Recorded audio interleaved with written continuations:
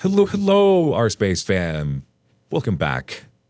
In this episode, we got a story that just doesn't understand how she, a 40-year-old female, how does she cheat on me, a male of 41, with so much ease? Let's see if he gets to the bottom of it. I'll bet he finds out. My wife and I have been married for over 11 years. I recently discovered that she has been cheating on me for months with an ex-colleague. She was laid off a few months ago due to COVID, but my freelance job is still on, and I make enough. Yesterday, she went out in the afternoon stating she just had to get out and see her girlfriends.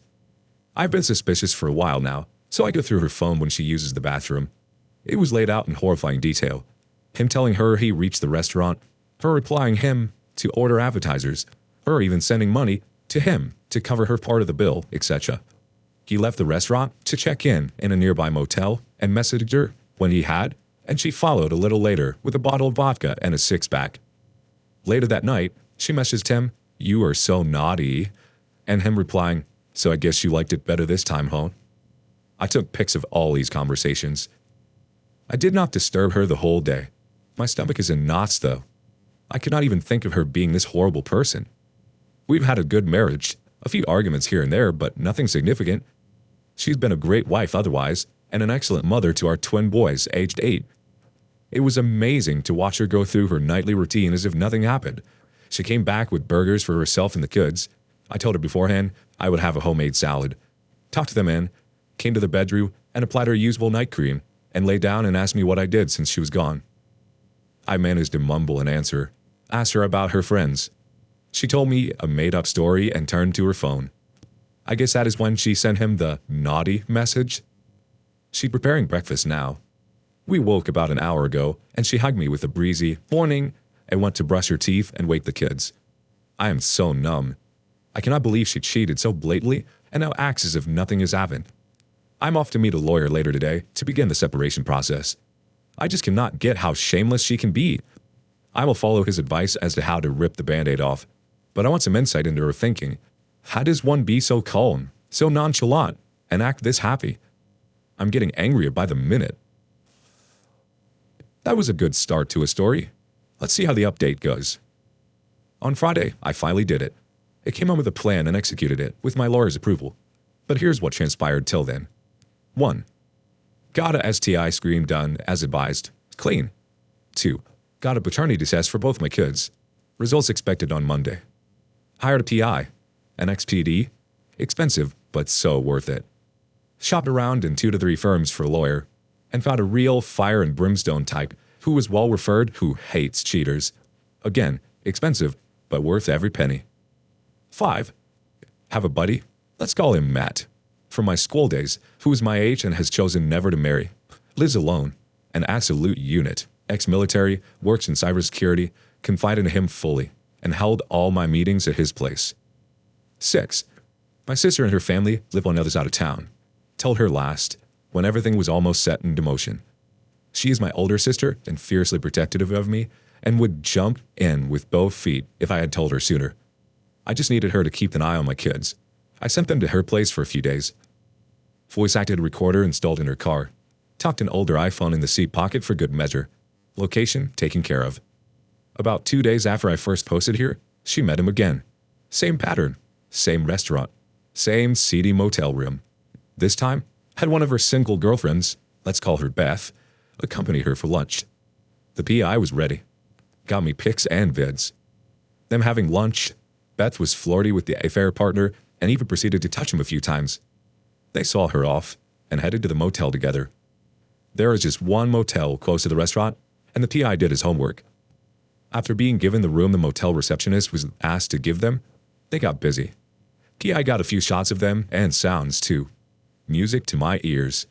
She came home calm and collected, proceeded with her night as though nothing had happened. Had a chat, talked about how Beth was going through a crisis, blah blah. I empathized and told her about work and my aunt, wherein she said she might visit her. Next day, met the PI on the pretext of meeting a client. Got a download. Hit the booze hard that night. Checked my guns. That always calms me down. The next day was spent with meetings with the lawyer. A client, this time for real, checked on my aunt again, and came home. Nothing out of the ordinary. The very next day, she met him again, which was rare. She would meet him once a week, and that was it. PI listened to the convo in the restaurant and was able to discern that the affair partner was expected to travel for a week later that week, which was the very day I had planned to serve her. All this time I did not touch her, besides morning hugs and goodnight kisses. This revolted me to no end, but I had to play the part. I must say this. I served her on Friday and could not sleep a wink on Thursday night. I would look over and over at her sleeping form next to me and wonder if I screwed up somehow. Was I to blame? I knew I wasn't, but she would make me the culprit somehow. I ran every situation in my head 1,000 times, woke up at my usual time, and had 2 espressos instead of my usual 1, and popped a Modafinil. That is when she dropped a surprise. She was going out that day. That's the 3rd time this week. Does Beth really need you that much? No, Beth's fine. It's my mother. She has to see a doctor for her joint pains, and I said I would take her. Yay. When do you plan to take her? In the evening. I will leave earlier, though. I might have lunch there. I said that's a good idea. And it was normal, as since she was fired, she would have at least 1 meal a week at her parents'. But a quick call to my lawyer from the safety of my den confirmed the best time to serve her. When she was with her parents at their place. Her brother and his family were visiting too. Even better. I go back to work. Called the PI home for one last download. He made copies of all evidence by then. I kept one in my safe. Sent the twins to my sister's place across town. Packed all her stuff in giant trash bags I bought the day before. The server confirmed via text about 3 p.m. that she had been served. I calmly waited by the phone. The call arrived at about 3:20. Blah, blah, blah. What the hell? Sounds of mother-in-law crying in the background, father-in-law yelling something, not clear. Me in as calm a voice as possible. I need you to read everything that was sent carefully and come over. Alone. Now. I disconnected the phone and switched it off. Unhooked the landline too. She arrived. Along with Beth. I asked Beth to leave. Soon-to-be ex-wife said she needed her to stay. I calmly repeated that she had to leave and that she was never welcome in this house ever again. The dictaphone was recording everything, so I wanted to be quiet yet firm. Beth said, I'll stay in the car, and left. Beth was the instigator of my soon-to-be ex-wife's infidelity, so I wanted that witch out. Besides, she had no place in our family home anyway. I sat soon-to-be ex-wife down, gave her the PI's file, told her I knew everything. She went to the file. She looked pale, as if she saw a ghost. She said she was just helping her get a job, which is why she met him. All right, how about this? Played the sounds of passionate lovemaking. Her jaw dropped to the floor. Showed her printouts of her texts with her affair partner. Showed them pics of them kissing in his car, walking around hand in hand in the mall. You went through my phone? I think you have bigger problems than that now. I smiled. I proceeded to ask if there was anyone else, not that it mattered. She said no, there wasn't. Proceeded to show her raunchy texts with another guy and woman. Looks like my beloved was sampling the other side of the buffet as well. She sobbed, bawled, curled into a ball, offered an explanation about being lonely, but I cut her off. I just wanted to get the hell out. I need you to leave. Your stuff is in trash bags in her bedroom. Take them and go. This is my home too. It ceased to be your home when you cheated on me and our sons. I lost it for a second there. Gathered myself, told her again that she was never welcome here and should go now. Gave her the file, told her again to leave, get legal representation. She nodded quietly. At this point, I did not need anything. No explanation, no closure, just needed her out. She said again it was her home and she was not going anywhere. Then I said, if you stay for another minute, I'm going to call the twins via video call and tell them precisely what you did, and my sister will fill in the gaps as and when needed. She said, you cannot turn my kids against me. I said, I will, if you do not leave this minute. Luckily, she did not call my bluff and stumbled out of the door, file in hand. She mumbled that she will be back for her stuff later. I called her parents and asked them to look at the file. Go through all the sound tapes too in the pen drive for good measure.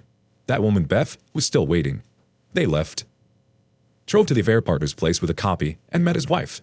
She is 5 months pregnant and had absolutely no idea. Showed her the file.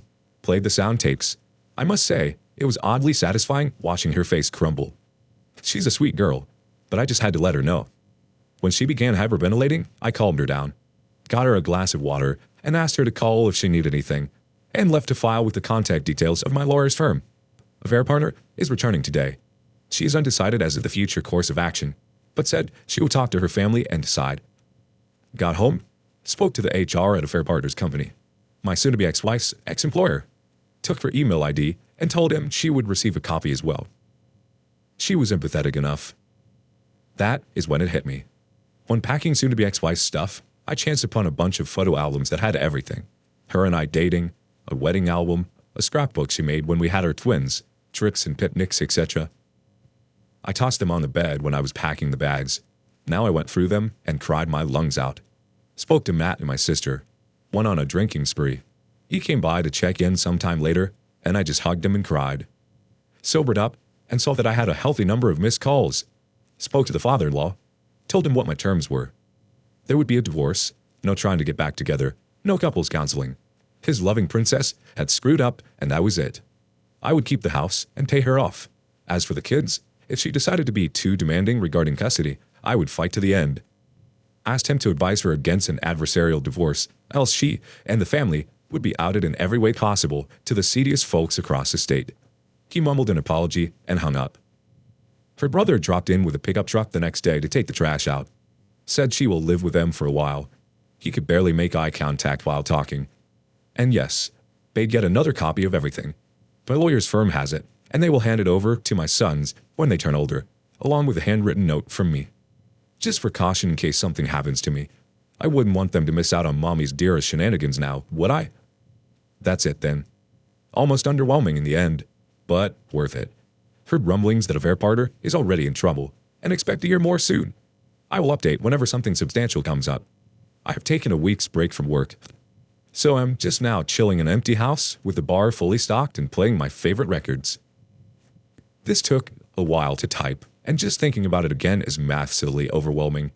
Thank you again, everyone. Talk about professional level execution. Oh, but wait, there's an update.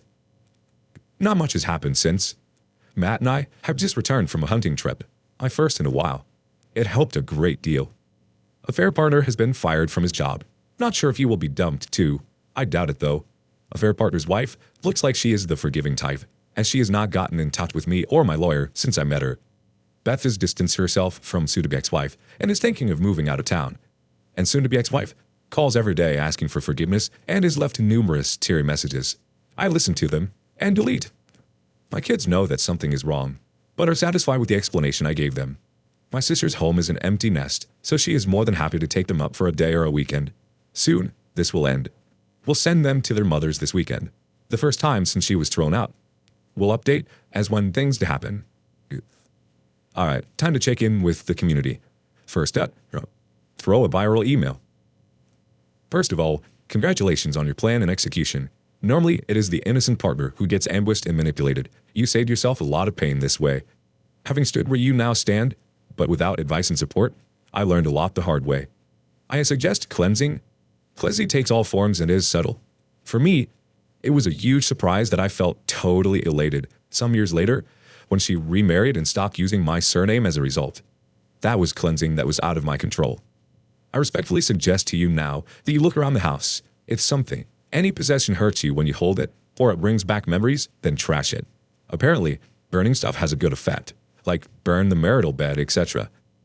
Get rid of her curtains, etc., as they were her color and her pattern choice. Repaint walls in your colors. Throw out floor rugs that she chose. Become yourself again. You as an attractive and well-rounded man. There are many steps towards healing, like going full no contact. Also, full no contact with anyone who supports her. They will make you feel bad. Realizing that it's not your fault, and more. Part of marriage is compromise, so turn around and start enjoying the stuff you stopped doing due to compromise. Go travel. I went to the UK and Bali in Indonesia. Do activities that bring back fun and your sense of adventure. I went whitewater rafting and then learned to paraglide. Most of all, do stuff that is fun for you. Don't drink for a while and seek out a good friend who will listen to you as you blurt out stuff again and again. The same old stuff as you slowly recover. I wish you happiness. It will come to you. The OP's response? That sounds like great advice. I might not implement all of it, but a few things will be tossed or burned for sure. As for traveling, that might have to wait for a while. I have always wanted to visit Scandinavia. I might go when the time is right and fares are low.